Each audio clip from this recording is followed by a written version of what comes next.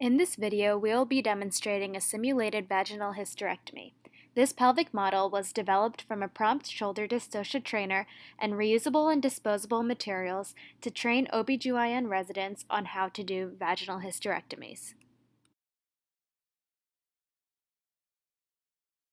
Here you can see the vaginal mucosa and the cervix, as well as the dever and the weighted speculum used for visualization.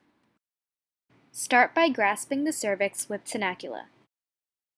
Identify the bladder reflection.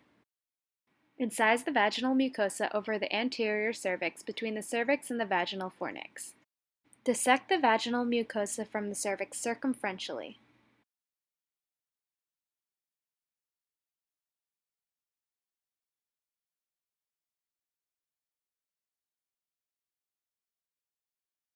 Using sharp dissection, develop a plane between the cervix and the posterior bladder, being sure to deflect and protect the bladder. In our model, the bladder is represented by the yellow balloon, and the peritoneum is represented by the tan glove. Retract the cervix anteriorly to allow for entry into the posterior peritoneal cavity.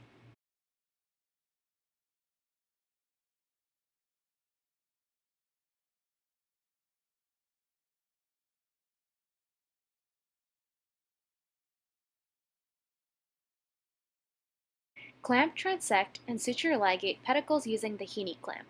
Begin with the uterosacral ligament and proceed up towards the uterine artery. Here we can see the uterine artery in red and the Breisky retractor used for visualization. The use of retractors allows for optimal visualization.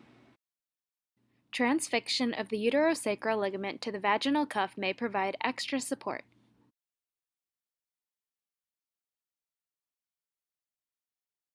Instruct assistant to release pedicle in anatomical position. Uterosacral pedicles can be tagged for use in coldoplasty. Repeat these steps on the other side.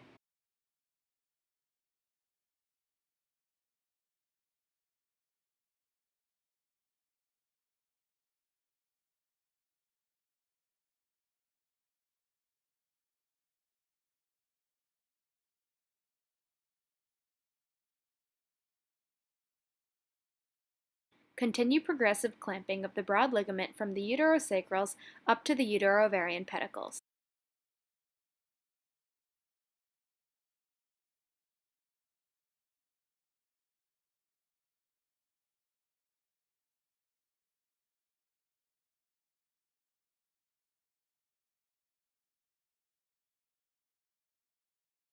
Prior to clamping down, open clamps widely and slide off cervix or lower uterine corpus in order to include all vascular collaterals.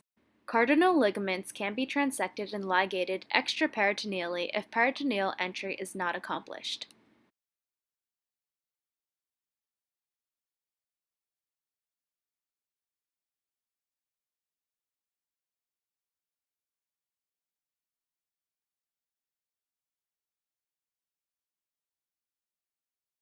Upper pedicle includes corneal end of the fallopian tubes, round ligaments, and ovarian ligaments.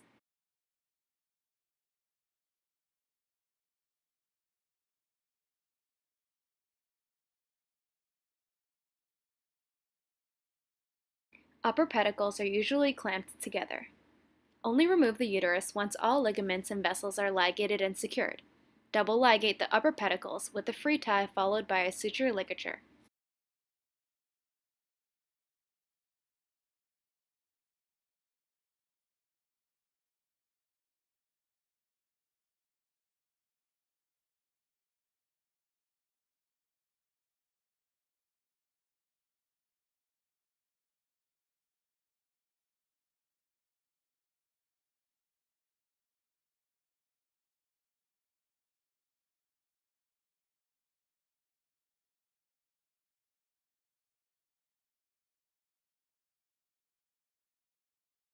When evaluating pedicles, keep in mind that the area between the upper pedicles and the uterosacral ligaments is a common area for bleeding. Plicate the uterosacral ligaments together with a vaginal cuff when performing cuff closure to support the apex. Take purchases from intervening cul-de-sac peritoneum to prevent enterocele formation. Incorporate full thickness of cuff, including peritoneum on the posterior side.